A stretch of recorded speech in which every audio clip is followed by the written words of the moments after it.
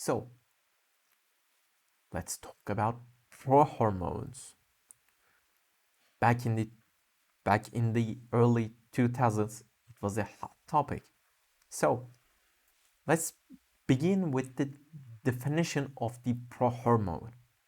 Any drug, any hormone that has parents that biologically not active or less active than the final active metabolite or hormone. So you swallow a pill, literally most of the time, or inject it, and the first molecule that you swallow is not or is not that biologically active, or it has a weak activity. But after like like interacting with the CYP enzymes, like your body trying to get rid of that molecule, the metabolite of the parent compound, the metabolites becomes actually more effective, more stronger than the first molecule. So let's give the example of losartan, which is a high blood pressure medication. The active metabolite of losartan has AT1 receptor antagonistic properties, although only the 14% of the parent compound gets converted. So it's somewhat it's another debate whether the losartan is whether a prodrug or just a drug that has somewhat active metabolites. But even you can count that even esterized testosterone compounds can be counted as prohormones, because esterized testosterone is not actually active before hydrolysis process. So you see that when losartan gets converted by CYP enzymes, your body's natural mechanism of getting rid of drugs, literally cleansing your body, detoxifying it, the losartan becomes 14% of the losartan becomes the active metabolite that's called EXP3174, which has higher insurmountable antagonism. And also, I talked about in my previous videos too. I highly recommend you to take a look at it. So, the circles are a bit mismatched. Like they seem like they're a bit lopsided. My bad. So before the esterase and also because of the esterase, before the hydrolysis process take place, the androgen molecule itself, and this time we are talking about the testosterone, the parent compound of almost every androgen. Testosterone is not biologically active because it has to move from injection sites to your bloodstream, so the hydrolysis process can take place, and the 17th position becomes a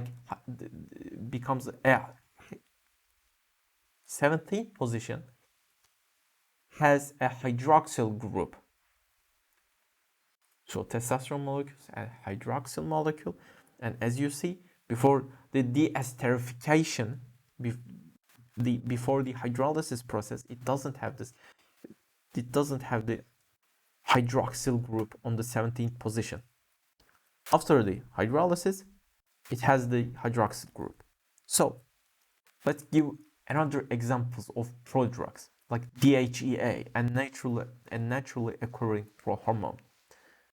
With the 3-beta hydroxysteroid dehydrogenase and also or 17-beta hydroxysteroid dehydrogenase enzymes can eventually convert it to testosterone, so your body naturally can make testosterone out of this hormone DHEA with multiple step conversions. Also pregnenolone too. With pregnenolone, you can convert it to allopregnanolone, like neurosteroids, your progesterone. Eventually, it becomes testosterone, corticosteroids too. So nowadays, let's talk about prohormones for bodybuilding purposes that used to be used for bodybuilding purposes. Nowadays, we have prohormones on market that has multiple step conversions that makes it an androgen itself. It's not that active before the couple step conversions, such as 1-DHEA. 1-DHEA. It eventually becomes the 1-testosterone, or also called delta 1 testosterone, and also known as 5-alpha reduced metabolite of boldenone, aka dihydroboldenone, the DHB, the most painful in the bag, most painful in the butt steroid to inject, literally. So, as you see in the red circle, DHEA can either get converted by 17 beta hydroxysteroid dehydrogenase on the first place, or on the first place it can get converted by 3 beta hydroxysteroid dehydrogenase, and then it either gets converted by 17 beta hydroxysteroid dehydrogenase, or again 3 beta hydroxysteroid dehydrogenase 2. The end result is the same. You get the testosterone molecule, and we can apply this scheme, these like cholesterol, the synthesis, normal hormones synthesis. We can apply this scheme, this process to 1-DHEA. When you use 1-DHEA via 3 beta hydroxysteroid dehydrogenase and 17 beta hydroxysteroid dehydrogenase, the end result you get is hydroboldenone. As you see, there's a slight alteration in the molecule itself. Instead of having double bond at the 1 to 1, 1, 2, 3, 4, and between 5 to 6 position, it has 1 to 2 position, double bond. I'm talking about double bond. So double bond is in between the first and second position, instead of between 5 to 6. So that's why it's called delta 1 DHEA or 1-DHEA, because double bond is in a different place. So the end product, end metabolite, or end hormone, the final hormone you get is much different than the DHEA's final hormone. So I talked a bit about prohormones back in the 2000s in the beginning of this video. Let's talk a bit more.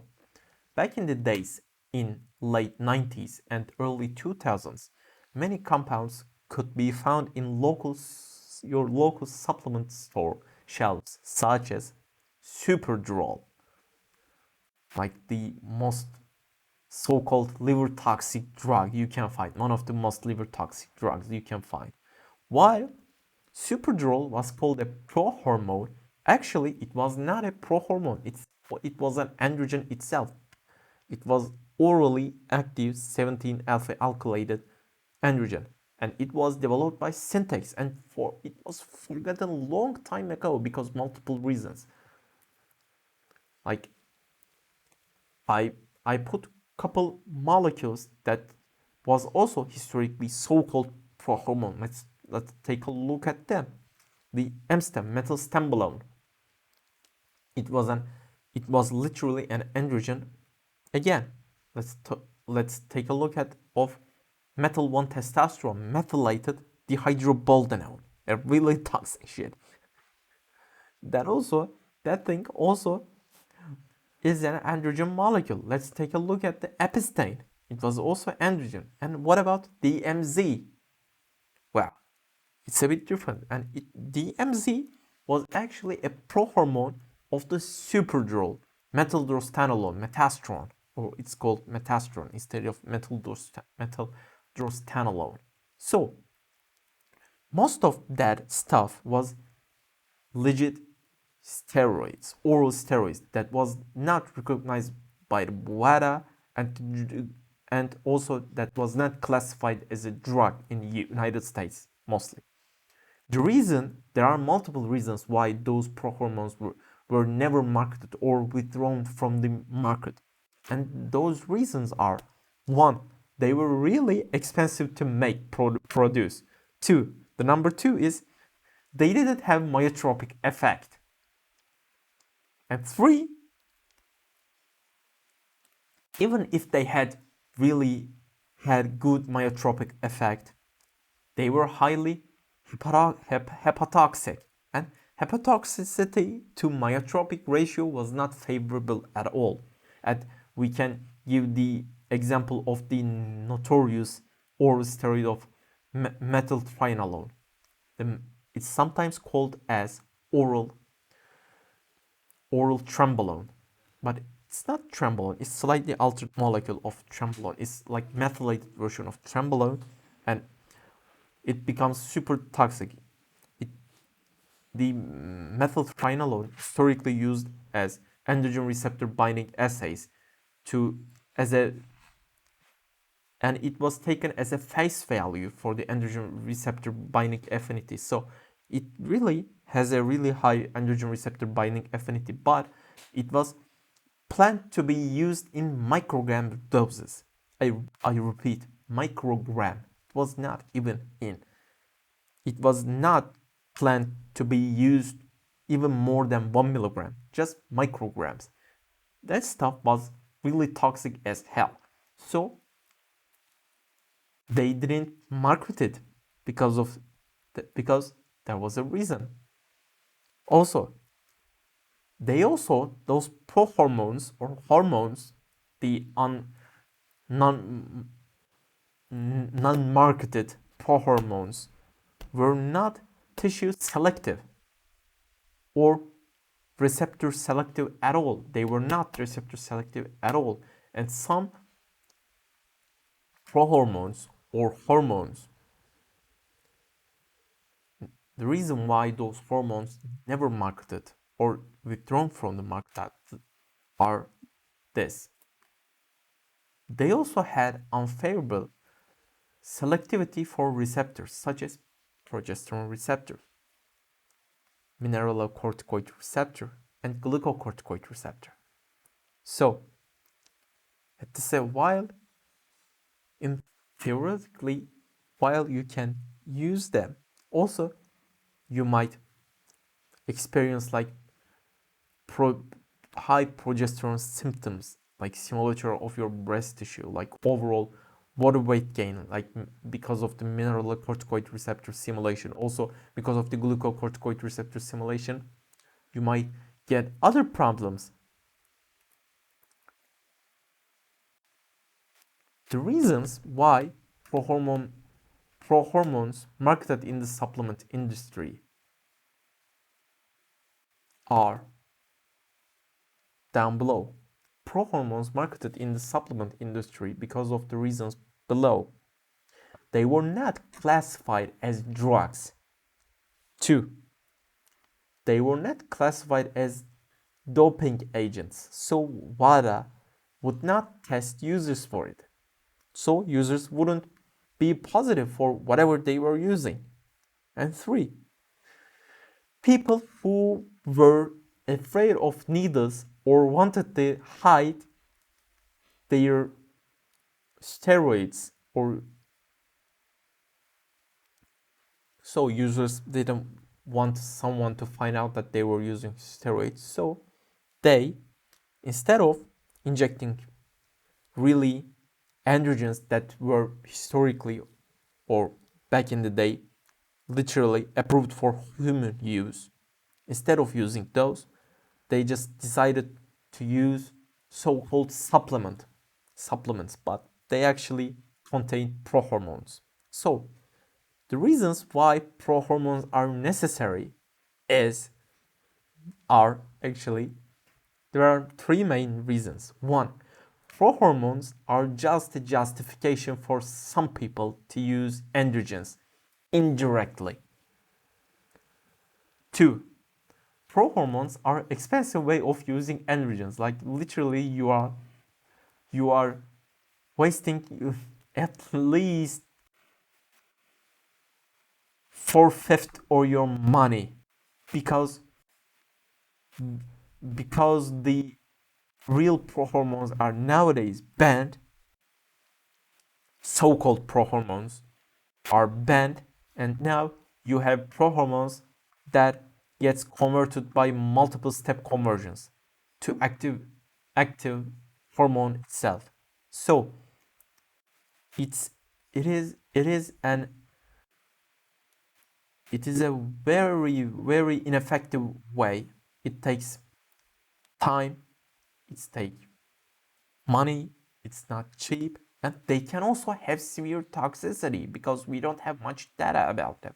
But with like primobolan, we at least have 50 years of data to support its effects, whether the positive effects or the negative effects. And that's pretty much it, guys. Now you know pretty much everything about prohormones too. If you have any question, please comment down below. And as always, thank you so much for watching. If you like this video, please don't forget to share, subscribe, and comment about it. As always, till next time, take care. Have a great day.